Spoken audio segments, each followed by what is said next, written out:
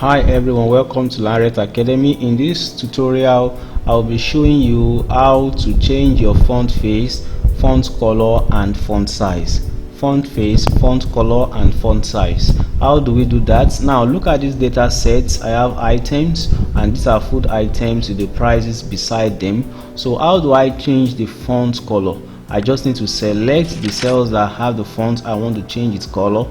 Then I come up here where you have the A symbol. So that A symbol or button, you click beside it to select the color you want your text to be. So that is where you select the color. So if I want it to be in this color, I select the dark red color, then it changes to dark red. Then this other part, if I also want it to be in any color, I go back there and I select the color I want to change it to. For instance, let it be green, so I change it to green.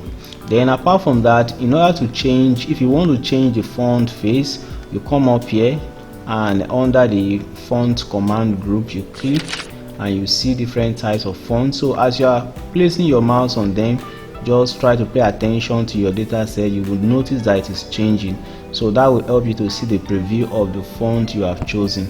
So when you get to the desired font, then you just click. After clicking, then it will be applied to your data set. Then apart from that, thirdly, if you want to grow your font or your text, there are two ways of doing that. You can either select the text and click come up here when you have the font size and select a preset font size, or you come up here and click on this button called increase font size.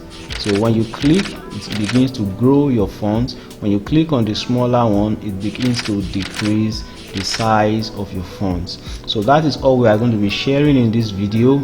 If you have not subscribed to my channel, if you are watching this for the first time or you have not subscribed, kindly click on the subscribe button, like and share the video so that more people can see this video and it could also be of help to them. Thanks for watching. See you in my next video. Bye bye.